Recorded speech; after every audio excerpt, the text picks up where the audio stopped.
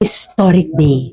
I'm sure lalo na sa mga pamilya na nabalo, na ulila, dun sa tens of thousands na pinatay na biktima ng so-called war on drugs, biktima ng extrajudicial.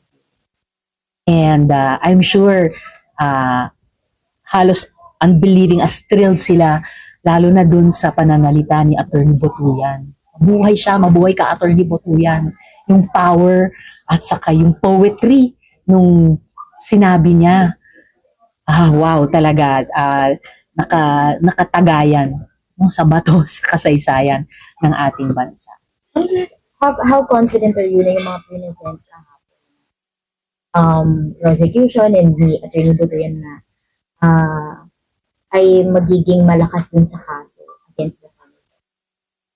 Well, simula pa lang ito, yung confirmation hearings, 4 days, and pansin nyo ba, kasabay nung anibersaryo, 40th anniversary ng People Power. So wow, di ba? Parang isang bagong yugto, isang bagong muka ng tuloy-tuloy na pagpapahayag ng kapangyarihan ng mamamayan.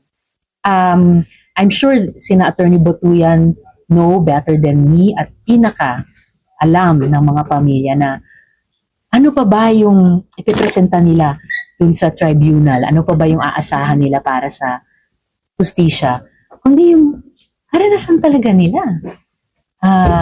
Yung the price they have paid para mag-survive hanggang sa araw na ito at para makarating dun sa Hague na maparinig dun sa mastermind nung suffering nila yung ganitong mga proseso.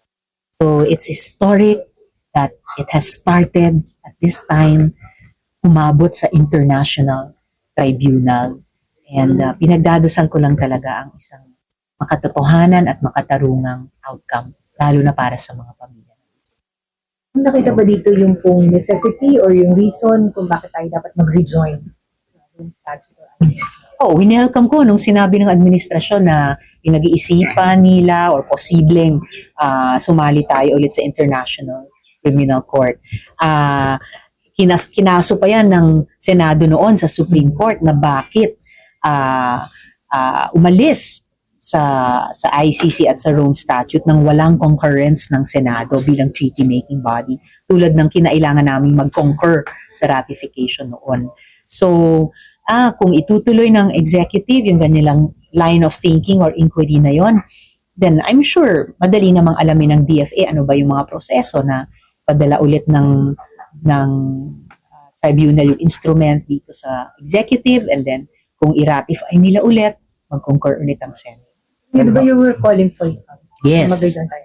We should rejoin the International Criminal Court bilang isang international institution na mas nagbibigay ng kahit konting handholds and footholds sa mga bansa natin at sa buong mundo sa panahon ngayon na, oh my God, parang sinusubukan buwagin precisely yung ganyang klaseng mga international institutions at yung rule of law worldwide. And kita natin ngayon sa marami nating mga kababayang EJK families na yan ang naging last chance nila para makakuha ng hustisya after our justice system was not able to deliver.